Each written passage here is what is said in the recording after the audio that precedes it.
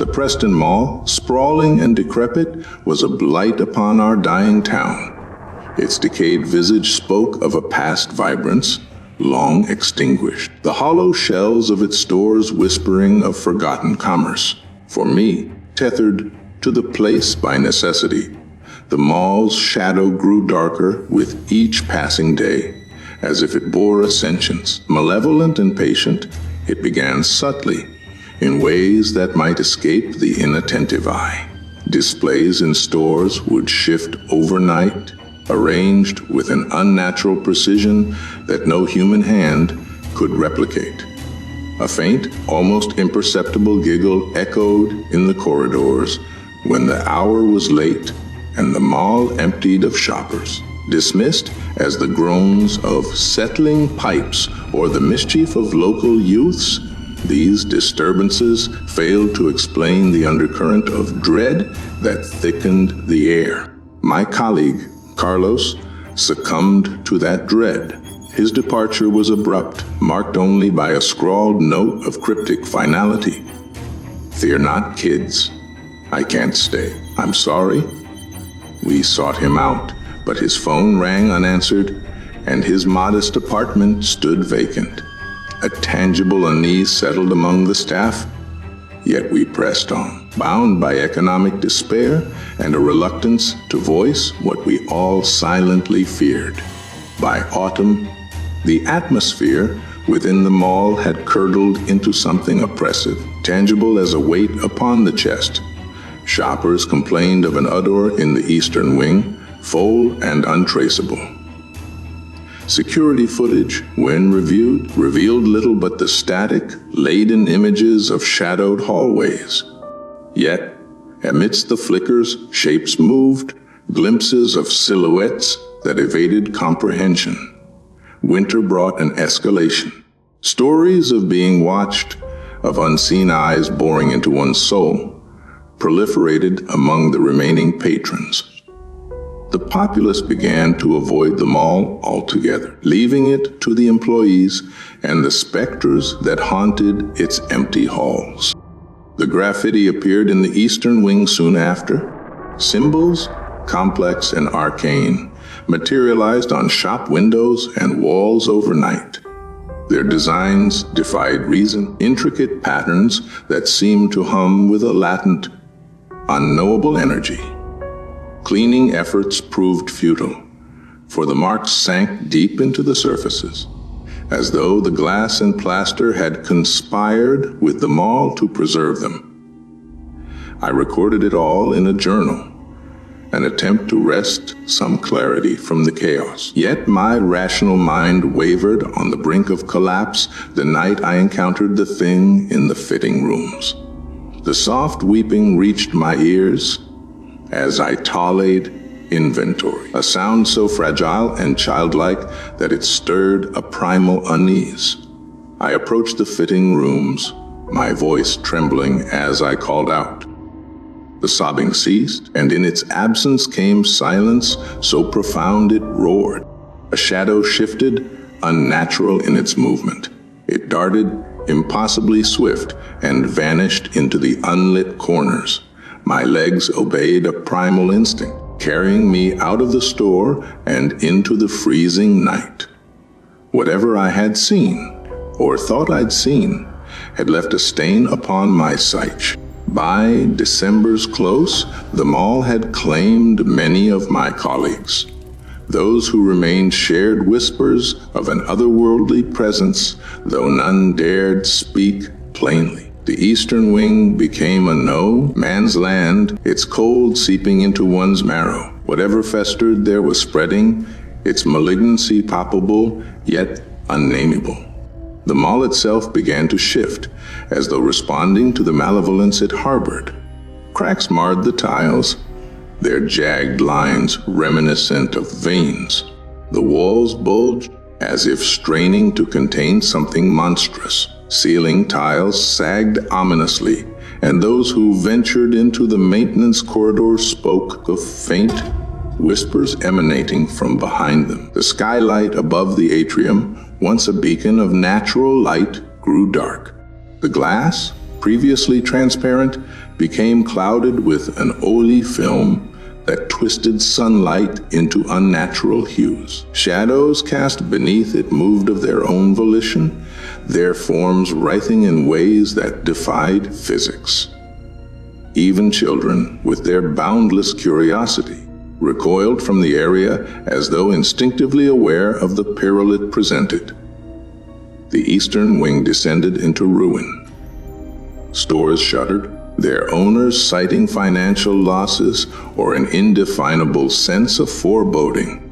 Those who lingered spoke of mannequins that shifted positions overnight, of merchandise displaced as if by unseen hands.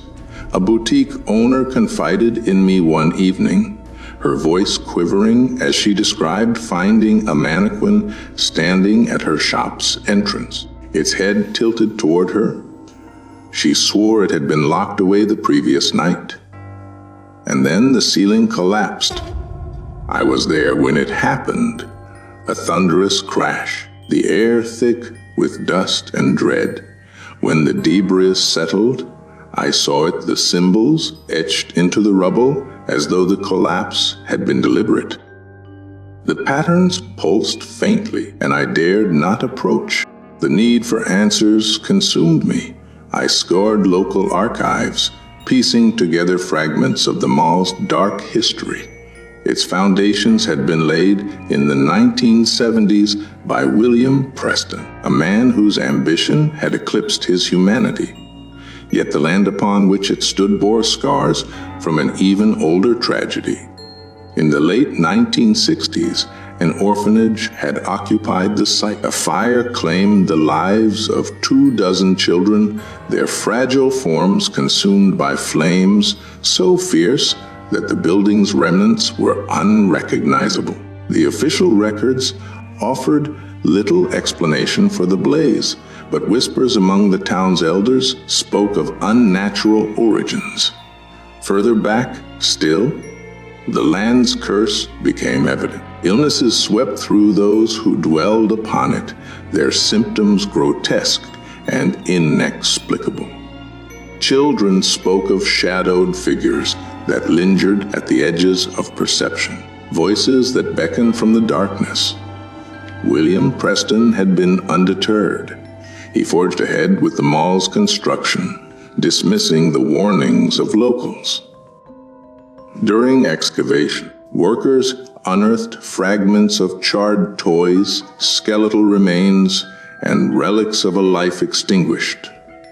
Yet Preston pressed on, his greed blinding him to the blight he was unleashing. The mall's opening had been celebrated with great fanfare, its curse hidden beneath the veneer of modernity. But such things do not fade, they fester, awaiting the right conditions to resurface. Now, it seemed the dormant darkness had awoken, and the mall itself was complicit. My investigation led me to the town's decrepit municipal archive, a structure whose crumbling facade mirrored the failing spirit of our community. Inside, the scent of mildew mingled with the weight of history, as if the very air mourned the secrets buried within its walls. I combed through brittle records and yellowed newspapers, piecing together the fragmented story of the orphanage that once stood where the Preston Mall now loomed. The orphanage was called Blackwood Home for Children, though its name seemed a cruel irony. The children it housed were not cared for in the sense one might hope. Survivors of misfortune and abandonment, they became victims anew under the stewardship of its enigmatic matron, Eleanor Fitch. Descriptions of her varied, but a recurring theme emerged. A cold, unblinking woman who governed with an iron will and an almost religious fervor. What I found in the files chilled me. The orphanage's records were meticulously kept, detailing every child who passed through its doors. Yet, curiously, a significant number of children were listed as having departed under unknown circumstances. No further explanation was provided. The pattern was clear. Every few months, 1 or 2 children would vanish, their names quietly crossed out and their files sealed. My hands trembled as I unearthed a faded photograph of the children, their faces grim and devoid of the light that should belong to the young. At the center of the group stood Matron Fitch, her expression inscrutable.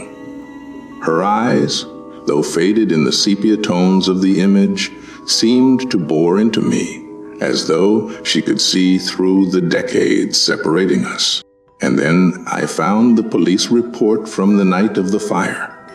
It was sparse, as though the responding officers had sought to forget what they had witnessed. One paragraph, however, leapt from the page. Upon entering the building's remains, officers reported an overwhelming sense of unease. Several claimed to hear faint whispers emanating from beneath the rubble, though no source could be found. The bodies of the children were charred beyond recognition, yet inexplicably. Several toys remained intact, their surfaces untouched by the flames. The whispers returned to me that night in the mall. I had stayed late, driven by an obsessive need to understand. The eastern wing called to me, its darkness deeper than the absence of light. As I approached, the faint sound of children's laughter floated through the corridor, interspersed with cries of anguish. I stopped short, my breath hitching as I realized the laughter was layered, hundreds of voices overlapping in a cacophony that defied reason. In that moment, I felt the weight of eyes upon me. I turned sharply, but the hallway was empty, save for the flickering of a dying fluorescent light. Yet the sensation persisted, a crawling awareness that I was not alone. When I fled the wing, I carried with me the knowledge that whatever haunted the mall was tied irrevocably to the children of Blackwood Home. They were not gone. Not entirely. Their voices, their anguish, their rage lingered, woven into the fabric of the building itself. The whispers became more persistent after that night, and the eastern wing seemed to grow darker with each passing day. It was as though the air itself had thickened, pressing against me whenever I ventured too close. And yet, an inexplicable compulsion drove me to return, to peel back the layers of the mystery that had entwined itself around the mall and its history. The children, if they could still be called that, were no longer mere phantoms. Their presence became undeniable. It started with fleeting shadows at the edge of my vision, darting away before I could focus on them. But as days turned to weeks, their manifestations grew bolder. One evening, as I stood in the atrium beneath the warped skylight, I heard the unmistakable sound of footsteps. Small, light, and deliberate, they echoed in a rhythm that chilled my blood. I turned slowly, and there they were, shapes no longer confined to the shadows. At first glance, they appeared as children, but only for the briefest of moments. Their forms shimmered, and I realized that what I was seeing was not flesh and blood, but something else entirely. Their eyes glowed faintly, orbs of sickly luminescence that seemed to peer into my very soul. Their mouths were set in expressions of sorrow, but there was a hunger in their movements, a predatory intent that belied their fragile frames. The first time I heard them speak, I was frozen in place. Their voices were a chorus, overlapping in a way that made individual words impossible to discern. But the tone was unmistakable, pleading, accusing, and filled with a despair that seemed to seep into the very bones of them all. "Help us," they whispered, their voices a chilling harmony. We're lost. I tried to speak, to ask who they were or what they wanted, but my voice faltered. The words caught in my throat, choked by the weight of their presence. They moved closer, and I could see that their forms were unstable, flickering between what they had once been and what they had become. In one moment, they were children, clad in old, fashioned clothing, their faces pale and gaunt. In the next, their features twisted into grotesque parodies of innocence. Their limbs elongated unnaturally, their skin darkened and cracked like burnt paper, and their eyes, those glowing eyes, remained fixed on me. When I finally found the strength to move, I stumbled backward, my heart pounding in my chest. The children stopped their advance, tilting their heads in unison as though puzzled by my reaction. Then, as suddenly as they had appeared, they dissolved into the air, leaving only the faint echo of their whispers behind. I fled them all that night, but the visions haunted my dreams. I saw them in the charred remains of the orphanage, their spectral forms reaching out to me through the flames. I heard their voices in the crackling of the fire, begging for release. The next morning, I returned to the municipal archives, desperate for answers. I combed through every scrap of information about Blackwood Home, hoping to find some explanation for the horrors I had witnessed. What I found instead was worse than I could have imagined. Buried deep in the records was a letter from one of the orphanage's former employees, a young woman named Alice Harper. In it, she detailed her growing unease with Matron Fitch's practices. The matron, Alice claimed, had been obsessed with something she called the ritual. According to the letter, Fitch believed that the children were blessed and that their suffering could be harnessed to achieve a greater purpose. She spoke of a tall man, an entity she claimed would reward their sacrifices with eternal life. Alice described nights when Fitch would take the children into the basement, their cries muffled by the thick stone walls. The children who returned were never the same, if they returned at all. I felt a chill crawl down my spine as I read the final lines of Alice's letter. I can't stay here any longer. Whatever Matron Fitch has awakened, it isn't human. The children aren't children anymore. They've become something else, something wrong. I fear for my soul if I remain. Alice Harper disappeared shortly after writing the letter, her name added to the growing list of the orphanage's unsolved mysteries. That night, I returned to the mall armed with this newfound knowledge. I didn't know what I hoped to achieve, but I felt an obligation to confront the darkness that had taken root there. The children were waiting for me in the eastern wing. This time, they didn't hide in the shadows. They stood in a semicircle, their glowing eyes fixed on me. One of them stepped forward.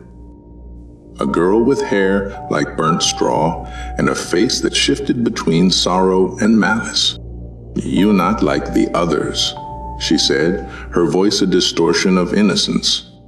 "You can see us." I nodded, though my throat was too dry to speak. "Will you help us?" she asked, tilting her head. Before I could answer, the others began to whisper. Their words were incomprehensible, but their tone grew more insistent, more frantic. The girl's form shimmered, and for a moment I saw the full extent of her transformation. Her body was a tangle of charred limbs, her face a hollow mask. And yet, beneath the horror, there was a flicker of something human. "I'll try."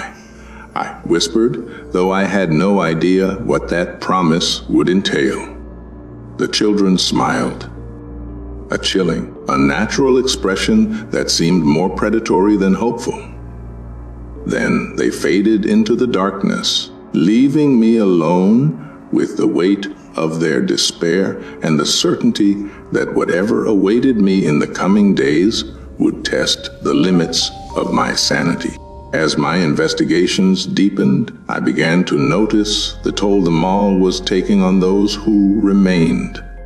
The few employees who hadn't fled worked in a haze of nervous energy, their gazes darting to unseen corners. None seemed more affected than Frank, the head of mall security. Frank had always been the sort to carry himself with a gruff confidence, the kind of man who could turn a drunken mall loiterer into a docile sheep with a single glare. But now he was a shadow of his former self. His once sharp eyes were bloodshot and sunken, and he seemed to shrink under the weight of an invisible burden. One night, I found him sitting in the security office, the dim glow of the monitors casting eerie patterns on his hollowed face. The screens displayed the mall's empty corridors, yet I noticed his hands trembling as he stared at them. "You've seen them, haven't you?" I asked, my voice breaking the heavy silence. Frank turned to me slowly, his expression unreadable. For a moment, I thought he might tell me to leave, but then he sighed. A long, shuddering breath that seemed to drain the life from him. "I see them every night. The kids. They're not right. They watch me through the cameras. They're always watching." He gestured to one of the monitors, and my heart skipped a beat. At first, it appeared to show an empty corridor in the eastern wing, but then I saw it, a faint outline, just barely visible against the gloom. A child's silhouette. There in the walls, Frank continued, his voice barely above a whisper. "I hear them whispering, scratching. They know my name. They call me at night, telling me to come to them." I sat down across from him, trying to ignore the oppressive sense of dread that filled the room. "Have you seen anything else? Anything that might explain what's happening?" Frank's eyes darted to the corner of the room, as though expecting to see something lurking there. "It's not just the kids," he said finally. "There's something bigger, something worse. I've seen it in the eastern wing, tall like it's stretched too far, with arms that drag along the ground. It doesn't speak, but you can feel it in your head, like it's pulling at your thoughts." His voice cracked, and he buried his face in his hands. I tried to leave. I packed my things, got in my car, and drove. But the roads, they all brought me back here. I don't think it'll let us leave anymore. The weight of his words settled heavily on me.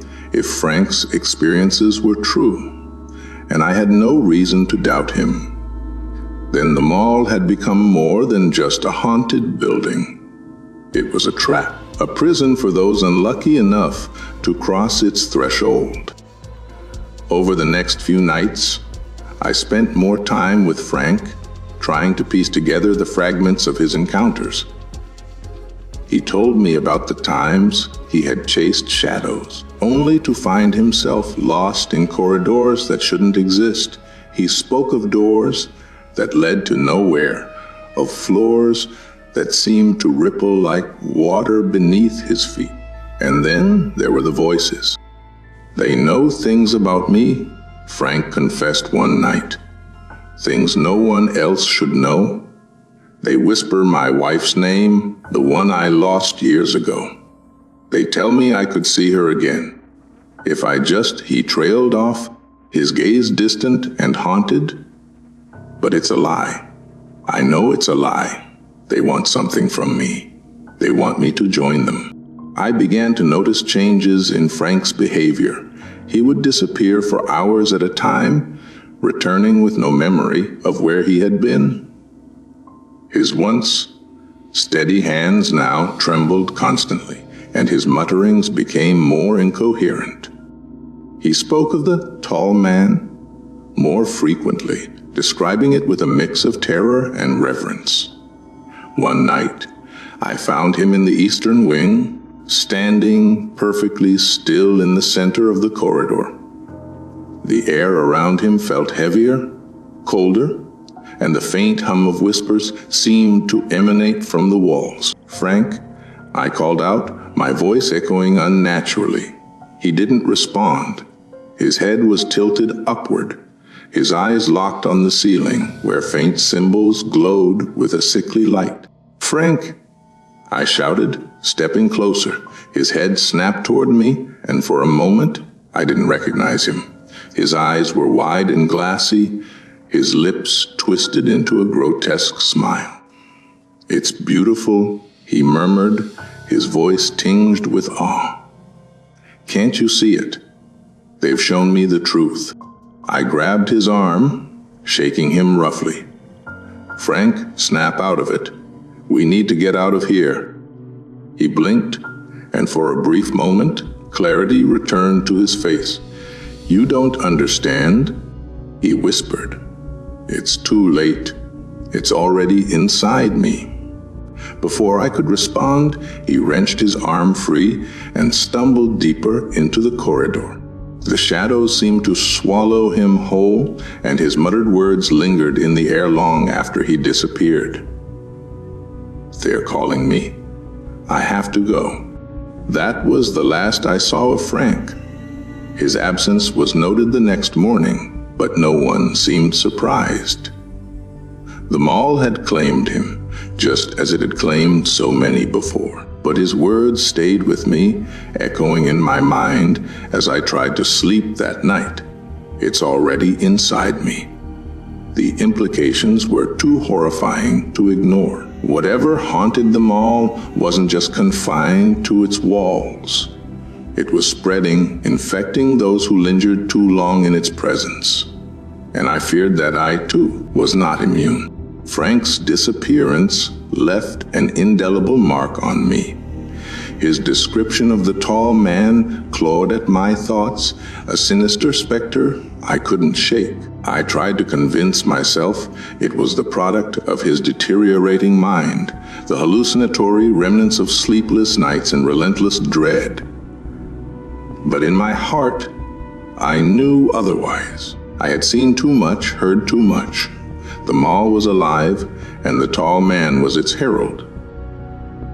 I began to research obsessively, searching for anything that might explain what Frank had seen or what he had become. My journal grew thick with fragmented accounts of the mall's horrors, sketches of symbols and incoherent notes scrawled in moments of panic. Yet no matter how far I reached into history, no matter how many eldritch texts I pored over, the tall man remained an enigma. But then, he found me. It was a bitterly cold evening, the kind of night where the wind seemed to howl in sympathy with the horrors that lurked in the mall. I had resolved to confront the eastern wing to force some understanding of what lurked within its darkness. Armed with nothing but a flashlight and the trembling resolve of a desperate man, I ventured into the forbidden corridors. The atmosphere was suffocating. The air felt thick, as if it resisted my every breath. The fluorescent lights flickered above me, casting jagged shadows that danced like taunting specters. As I passed shuttered storefronts, I became acutely aware of the silence. It wasn't the absence of sound, but something deeper. A void that pressed against my eardrums and made my heart pound in my chest. And then I saw him. At first, It was just a flicker in my periphery, a movement too quick and too fluid to be human. My flashlight trembled in my grip as I swung it toward the source, the beam cutting through the thick shadows. For a moment, there was nothing. Just an empty corridor stretching into the gloom. But then he stepped into view. The tall man was unlike anything I had ever seen or could have imagined. His proportions were grotesquely wrong, his body elongated to an impossible degree. His limbs were spindly and stretched, his arms dangling well past his knees. His head was tilted unnaturally to one side, as though his neck couldn't support its weight. But it was his face, or the absence of one, that froze me in place. There were no features, no eyes, no mouth, just a pale surface that seemed to ripple like water when my flashlight passed over it. He stood motionless, his towering frame dwarfing the corridor. For a brief, terrifying moment, I thought he might not have noticed me. But then his head jerked upright with a suddenness that sent a jolt of terror through my body. Though he had no eyes, I felt his gaze pierce me as if he were staring directly into the depths of my soul. The whispers began. They weren't external, no sound reached my ears. Instead, they filled my mind, an insidious chorus of voices speaking in a language I couldn't comprehend. They grew louder, overlapping, until they became an unbearable cacophony. My knees buckled, and I collapsed to the floor, clutching my head as the voices burrowed deeper into my thoughts. And then, as suddenly as they began, they stopped. I looked up, gasping for breath, and saw the tall man standing closer now, his impossibly long legs closing the distance between us with inhuman efficiency. His presence was overwhelming, a force that seemed to warp the very fabric of reality around him. The walls of the corridor pulsed and shifted, as though the mall itself were reacting to his presence. "Why?" I whispered, my voice barely audible over the sound of my own pounding heartbeat. "Why are you here? What do you want?" The tall man tilted his head again, his featureless face betraying nothing. And then, in the silence, I heard a single word, clear and deliberate, though I couldn't tell if it was spoken aloud or planted directly in my mind. Ascension. The word sent a shiver down my spine, its meaning elusive yet charged with a sinister promise. Before I could process it, the tall man began to move. His limbs contorted as he turned, his body bending and twisting in ways that defied anatomy. He retreated into the shadows, his elongated form melting into the darkness like smoke dissipating into the air. I scrambled to my feet, every instinct screaming at me to flee. But as I turned to run, I saw them, the children.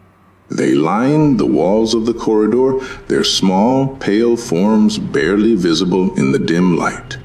Their eyes, glassy and lifeless, were fixed on me, their faces blank masks of a motionless stillness. They didn't move, didn't speak, but their presence was suffocating. It felt as though they were waiting, expectant and patient, for something I couldn't understand. I backed away slowly, my flashlight trembling in my grip. As I reached the edge of the eastern wing, the children began to fade, their forms dissolving into the shadows like mist under the morning sun. The whispers returned, faint and distant now, as if mocking my retreat. I stumbled out of the wing and into the main atrium, collapsing onto one of the cracked benches.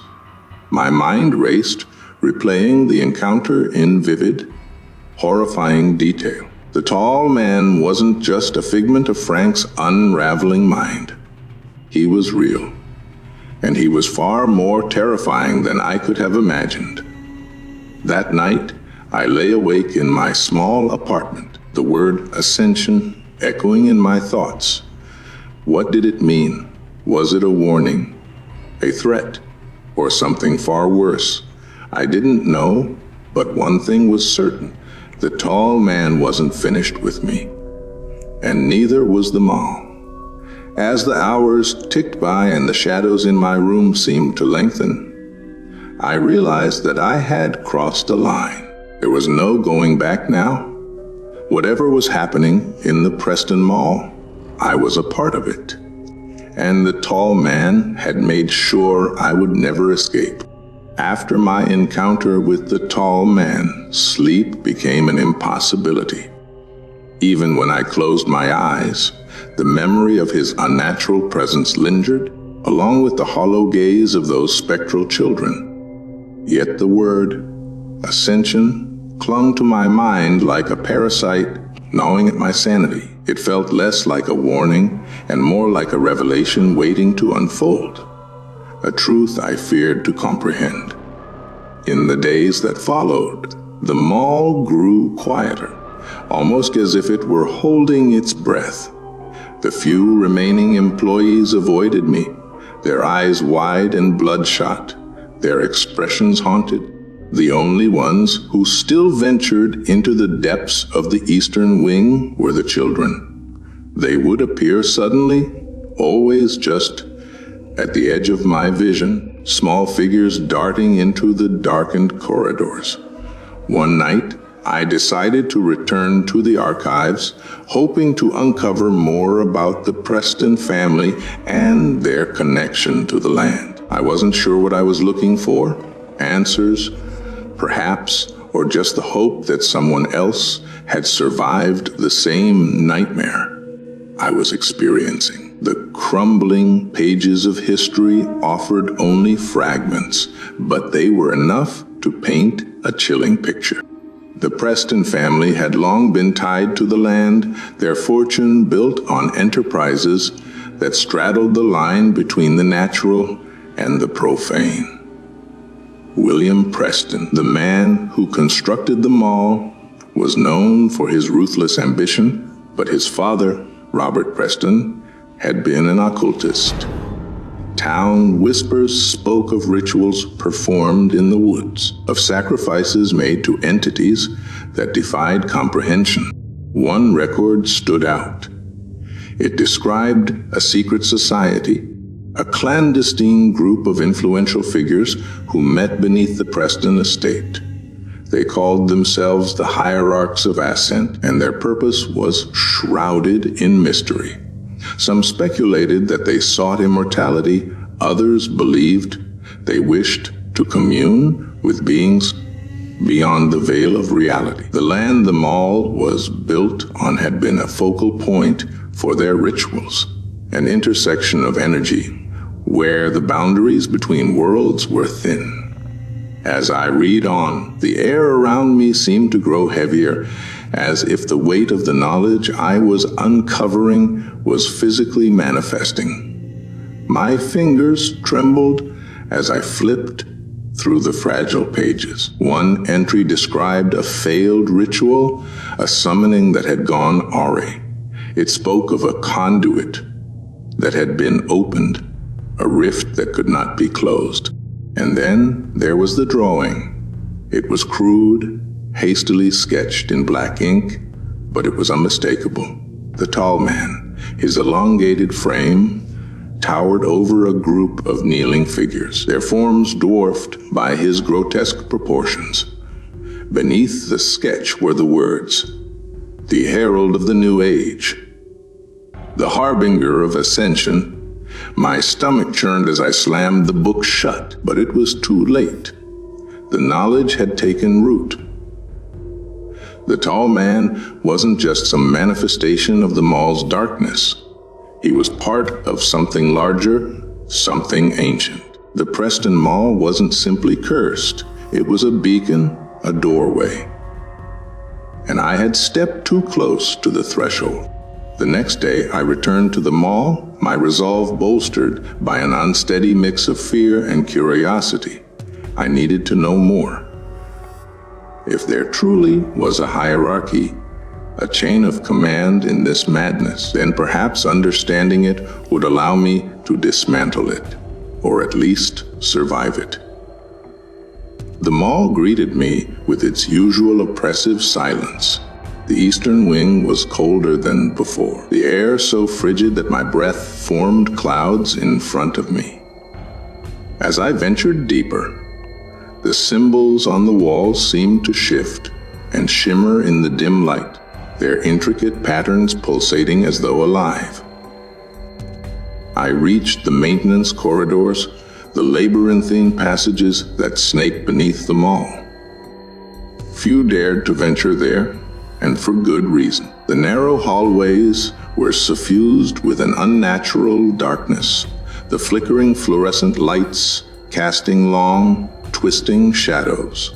It was there, deep in the bowels of the mall, that I found them. The room was vast, far larger than should have been possible given the mall's dimensions. Its walls were lined with shelves of books, jars filled with unidentifiable substances, and artifacts that radiated an aura of dread. At the center stood a circle etched into the floor, its intricate patterns glowing faintly with a sickly green light. And within the circle were the children. They stood motionless, their glassy eyes fixed on the ground.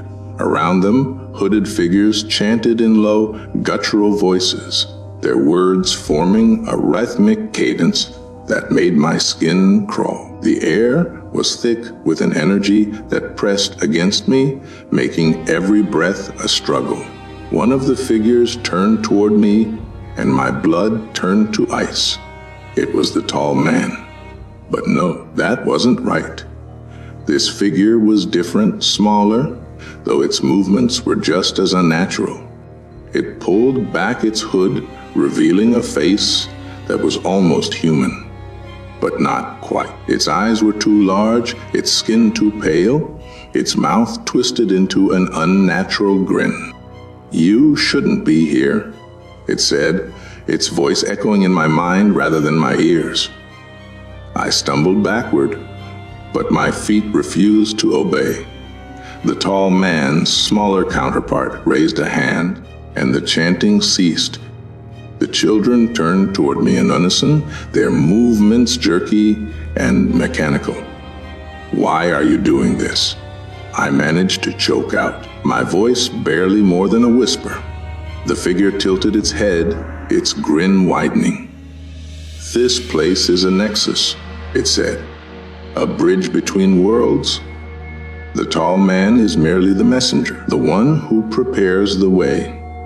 We are the architects, the hierarchs of ascent." The words hit me like a physical blow. The hierarchs weren't just a relic of the past. They were here, now, and they had been orchestrating everything. "What do you want?" I demanded, though my voice trembled with terror. The figure stepped closer, its distorted features mere inches from mine. "Ascension," it said simply.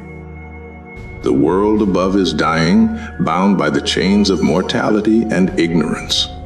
But here, in this place, we can create something greater, something eternal."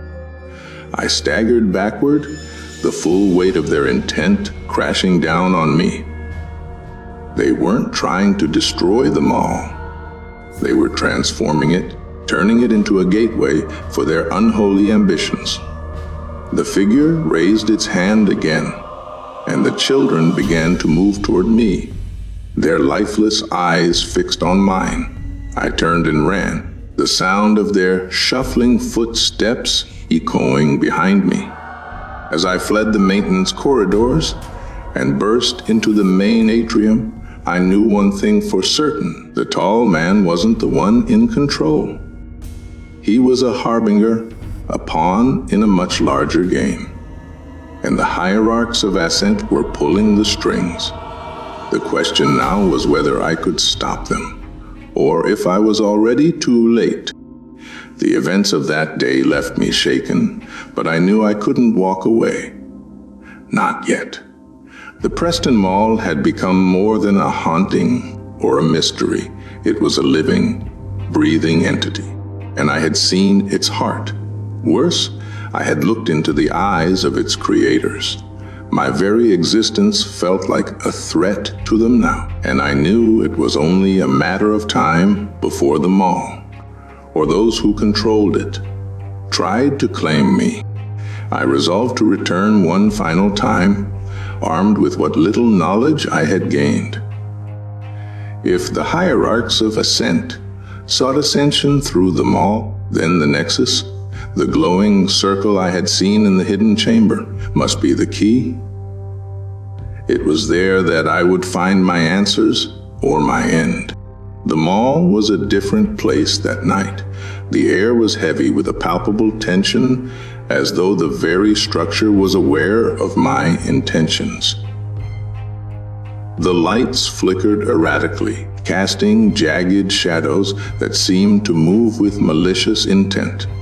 The once familiar halls now felt like a labyrinth, their angles subtly distorted, as if the building itself were shifting to confound me.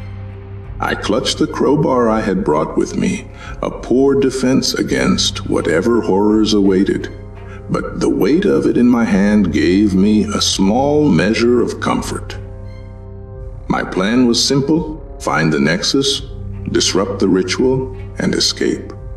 What disrupting meant, I didn't know. Could it be destroyed? Could I sever the connection between worlds? I had no answers, only desperation. As I neared the eastern wing, the temperature plummeted. My breath fogged in the air, and a low hum vibrated through the walls, so deep it seemed to rattle my very bones. The symbols etched into the walls glowed faintly now, their lines pulsating with a sickly green light that mirrored the circle I had seen before. The shadows grew denser as I descended into the maintenance corridors. The lights here had failed entirely, leaving me to rely on the flickering beam of my flashlight. The darkness felt alive, pressing in on me from all sides, whispering just out of earshot. When I reached the hidden chamber, I found it transformed. The glowing circle at its center now blazed with a blinding intensity, its light illuminating the robed figures that surrounded it. The hierarchs of Ascent were chanting in unison, their guttural voices rising and falling in a cadence that felt almost biological, as though the sound itself had mass and texture. The children were there too, standing in a ring just outside the circle. Their movements were unnaturally synchronized, their heads tilting in perfect unison as they turned to face me. Their eyes were black pits now, voids that reflected no light. At the center of the circle stood the tall man. He loomed over the others, his impossibly long limbs folded unnaturally at his sides, his head tilted toward me, as though acknowledging my presence. The chanting ceased. Came the voice of the smaller figure who had spoken to me before. It emerged from the circle, its twisted grin somehow wider now. You returned. How predictable. I gripped the crowbar tighter, the weight of its steel grounding me. This ends tonight, I said, though my voice lacked conviction. The figure laughed, a sound that resonated in my skull like nails scraping against glass. You misunderstand. It has already begun. The ascension cannot be stopped. It is inevitable. It gestured toward the tall man, whose elongated form began to shift and writhe. His head turned at an impossible angle, his limbs extending even further as his body contorted into an unholy shape. The light from the circle intensified, and the air around me grew heavy with a force I could barely withstand. But then I saw it, the Nexus itself. The glowing circle wasn't just a symbol, it was alive, pulsing with the energy of the ritual. I didn't understand how it worked, but I knew it was the key. If I could disrupt it, perhaps I could sever the connection between their world and ours. The figure noticed my gaze and stepped between me and the circle. "You would destroy the bridge," it hissed, its grin faltering for the first time. "Do you not see the gift we offer? A new age, free from the shackles of mortality, of weakness. Your gift is a curse." I spat, stepping forward. It raised a hand, and the children advanced. Their movements were jerky, like marionettes pulled by invisible strings. I swung the crowbar, striking the nearest child, and to my horror, its body crumpled like paper. It wasn't a child, not anymore. The thing that lay at my feet was a hollow shell, its skin collapsing inward, as though it had been drained of substance. The others hesitated, their heads tilting in unison. It gave me the opening I needed. I pushed past them, barreling toward the circle. The moment I crossed its boundary, a searing pain shot through me, as though my very being were rejecting the energy within. I stumbled but pressed on, raising the crowbar above my head. "No," the figure screamed, its voice losing its composure. "You don't understand what you're doing." The tall man moved then, faster than anything that size had any right to. His limbs shot toward me like spears, but I ducked, the crowbar slamming into the center of the circle.